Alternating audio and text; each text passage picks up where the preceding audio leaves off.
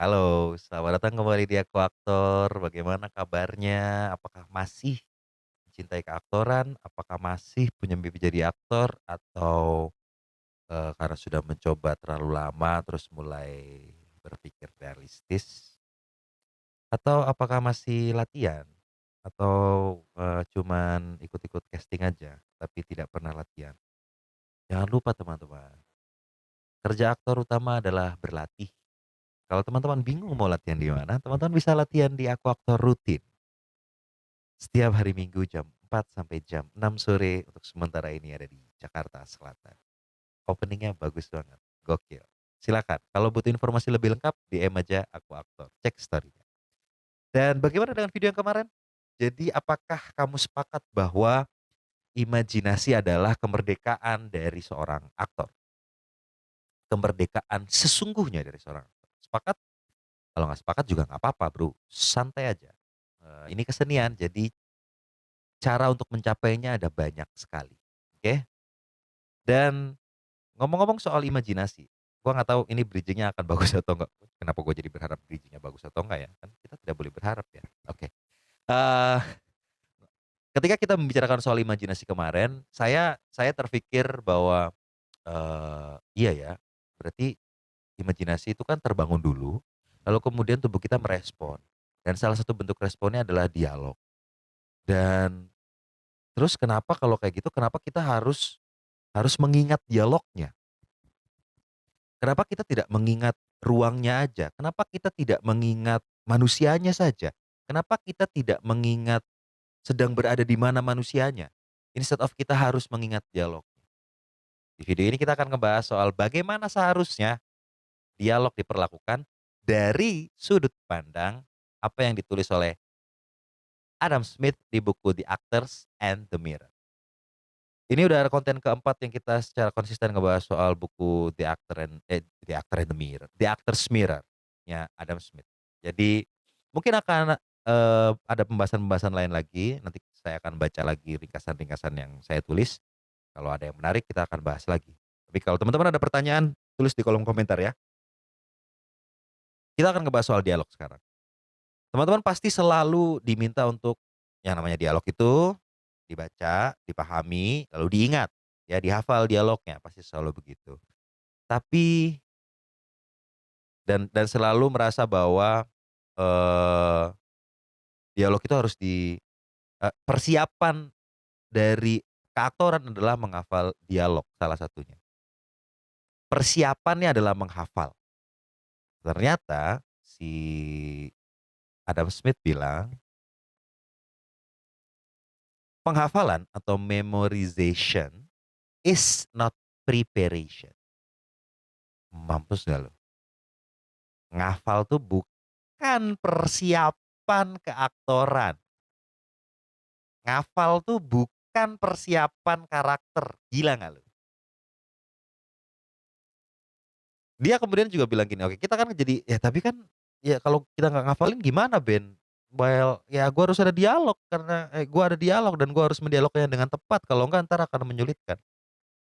Dia bilang gini, dia mengganti kata memorization atau mengingat menjadi untuk dialog, menjadi marinates.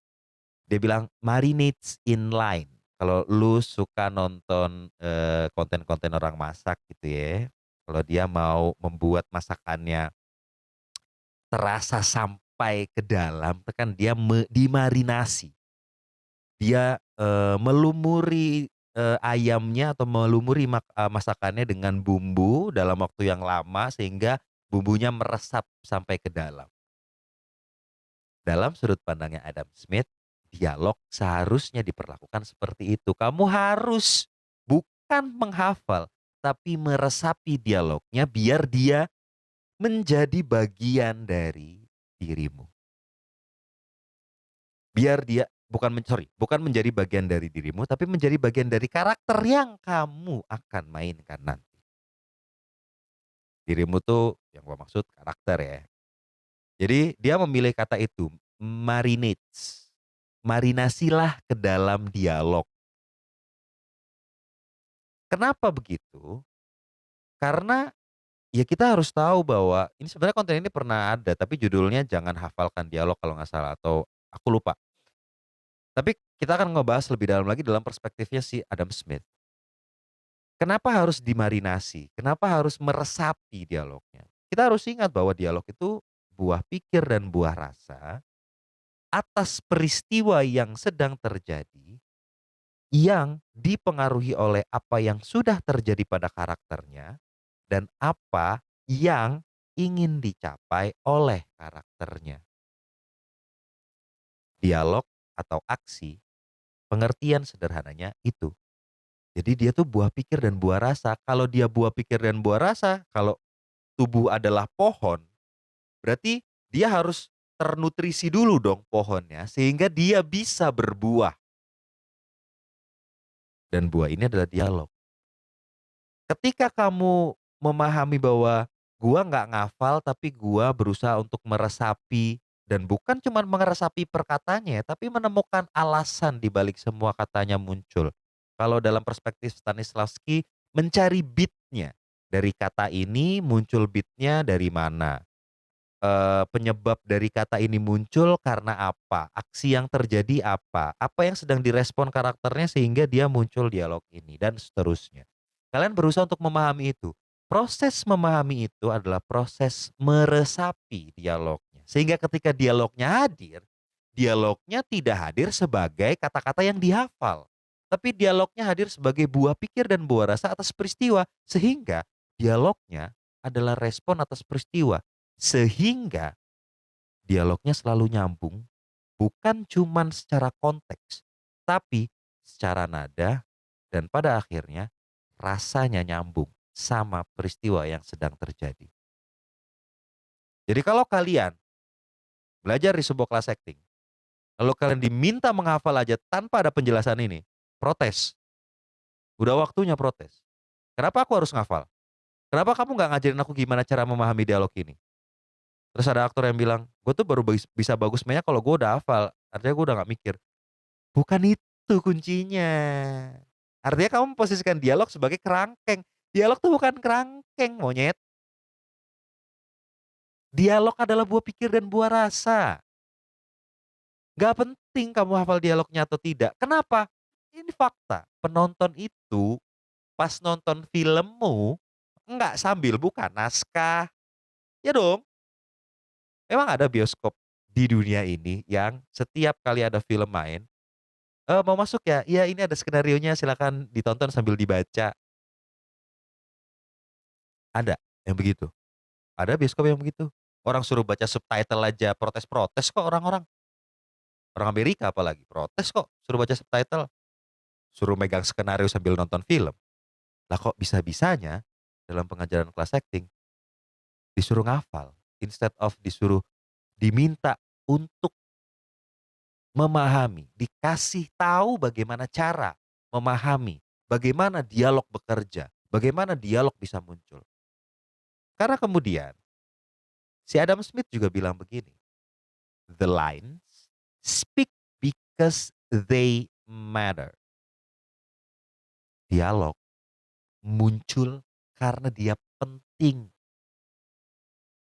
Gimana dia bisa penting kalau kamu tidak pernah memposisikan dialog itu pada ruang yang harus kamu pahami? Dialog itu bakal keluar kalau dia penting. Seperti bagaimana aku sedang berbincang pada kalian sekarang. Semua yang kubicarakan adalah suatu hal yang setidaknya menurutku penting. Itu kenapa aku mempertahankan aku aktor sampai sejauh ini dan terus membuat konten podcast ini. Meskipun penontonnya cuma 20-an, tapi aku terus membuatnya kenapa? Karena buatku ini penting. Dan kenapa aku terus membicarakan ini dan terus mencari pembahasan soal keaktoran? Karena buatku keaktoran penting. Sehingga dialog itu muncul dengan sendirinya. Paham? Lu deh cek deh, setiap kali lu berhadapan sama siapapun terus lu tiba-tiba ngomong, sadari ketika lu ngomong, lu setidaknya lu ngerasa penting nggak semua yang kamu bicarakan? Gue bisa jamin pasti ngerasa penting, gak mungkin lu nggak ngerasa penting terus lu ngomong. Kalau lu nggak ngerasa penting, lu pasti nggak ngomong, lu pasti diem aja. oke. Dan kemudian dia juga bilang bahwa, terus kan kemudian gini, pertanyaannya adalah, lalu bagaimana cara memarinasi teks, meresapi teks? Caranya ada banyak.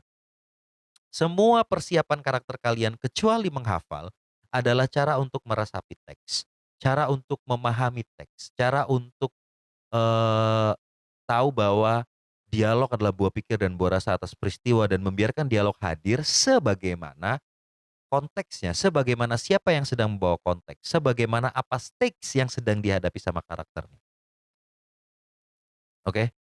Nah, Adam Smith bilang bahwa salah satu caranya adalah kita balik ke, apa namanya, konten yang sebelumnya. Dia bilang, "Latihlah imajinasimu untuk marinate in line, latihlah imajinasimu." Imajinasinya dilatih, lalu sebagai aktor, dengarkan apa yang ada di balik teks. Sebagai aktor ya, bukan sebagai karakter. Karena subtext sejatinya itu ruang yang aktornya ketahui. Jarang ada subtext yang ruang karakternya tahu. Biasanya subtext itu masuk ke dalam ruang unconscious. Coba cek video, podcast kami soal 4 tipe pengetahuan di keaktoran. Nah, ketika kamu sudah melatih imajinasi, lalu kamu mendengarkan apa yang ada di balik teks kamu sebagai aktor, maka kamu akan nemuin bahkan apa yang penulis nggak tahu ketika dia nulis. Kamu akan nemuin itu. Kadang-kadang penulis tuh cuma nulis aja, kadang-kadang penulis tuh menulis karena dia merasakan sesuatu aja terus kemudian dia tulis dan dia tidak bisa menjelaskan apa yang sedang dia rasakan. Itu kenapa dia jadi penulis. Dan kenapa kamu jadi aktor? Karena kamu tahu bahwa kamu bisa membawakan apa yang dituliskan, apa perasaan yang dituliskan sama penulisnya di skenarionya. Kamu adalah pembawa pesan, yang menuliskan pesan adalah para penulis. Tugasmu membawakan pesannya dan ketika kamu sudah ditunjuk untuk membawakan pesan, artinya kamu harus menjalani tanggung jawab sebagai pembawa pesan, gitu. Terakhir, Adam Smith bilang bahwa dialog atau kata atau teks hanyalah bayangan. Kalian pernah dengar alegori, eee, guanya Plato nggak? Jadi ada orang lagi duduk di dalam gua, lalu dia diminta untuk ngelihat tembok, di belakang mereka ada api unggun. Lalu di belakang api unggun diberikan sesuatu sehingga ada pancaran bayangan. Bayangan itu yang dilihat sama orang-orang yang duduk ini. Bayangan itu adalah dialog dalam perspektif Adam Smith. Bayangan itu adalah dialog. Subtext adalah apa yang sesungguhnya ada di balik, apa namanya, api unggun itu. Dan kalau kita mau subtext yang lebih dalam lagi, ya apa yang ada di luar gua. Manusia itu yang sedang ngelihat, karaktermu tuh yang sedang ngelihat bayangan itu loh. Kamu adalah orang yang melihat semua peristiwanya dalam satu waktu bersamaan. Kamu ngelihat bayangan di tembok, kamu ngelihat orang ngelihat bayangan di tembok, kamu ngelihat ada api unggun, kamu ngelihat ada seseorang di belakang api unggun yang memancarkan bayangan, yang memainkan benda untuk memancarkan bayangan ke tembok. Coba pahami alegori, Plato's Cave, ya, itu akan sangat membantu. Jadi intinya, jangan cuma ngafalin dialog. Ya pada akhirnya ngafalin dialog memang jadi salah satu tanggung jawab, tapi dia bukan persiapan. Persiapannya kamu harus memahami dan meresapi, dan ada banyak caranya, kamu bisa pakai caranya Stanislavski. Memang agak detail, tapi ini caranya Stanislavski di era 1920-an awal, ketika dia mau mentasih naskah, Uncle Vanya. Itu dia bikin beat-nya, jadi dia menuliskan dialognya, kata ini tuh muncul karena kata yang mana ya, kata yang ini muncul karena kata yang mana, kata yang ini muncul karena nebenteks yang mana, yang katanya memancing kata yang ini. Sedetail itu Stanislavski. Kalau pakai beat, kamu bisa pakai cara itu. Agak rumit tapi hampir bisa dipastikan, apa namanya, semua dialogmu tuh keluar penuh arti. Jadi tidak ada kalimat yang sia-sia. Tapi ingat, yang digarap sama Stanislavski itu naskahnya Anton Chekhov, salah satu bapak realisme dunia ya, dalam seni pertunjukan. Naskah-naskah realismenya bagus-bagus sekali dan semua dia hampir jarang menitipkan dirinya. Seperti Henrik Ibsen, hampir jarang menitipkan dirinya. Kalau kalian berhadapan dengan, skenario-skenario yang sekarang, yang ya mau tidak mau harus diakui ada yang jelek juga, maka mungkin kalian tidak perlu menggunakan apa yang dilakukan sama Stanislavski. Mungkin kalian hanya perlu untuk memahami karakternya, memahami tujuan karakternya, memahami apa yang sudah terjadi sama karakternya, dan memahami apa yang sedang dialami sama karakternya. Kira-kira begitu, sehingga akhirnya dialog bisa hadir dan berarti. Kira-kira begitu untuk konten podcast kali ini. Terima kasih, jangan lupa jangan lupa komen, atau kalau ada pertanyaan tulis aja di kolom komentar, atau ada ketidaksetujuan tulis aja di kolom komentar, dan jangan lupa juga untuk like, dan yang paling penting share, tolong banget di-share, eee, semoga biar yang nonton banyak ya, kira-kira begitu. Dan seperti biasa, karena masih tidak ada kawan-kawan saya itu, saya Ben Bening menunggu teman-teman semua di Oscar. Terima kasih, sampai bertemu di konten aku aktor berikutnya. Viva!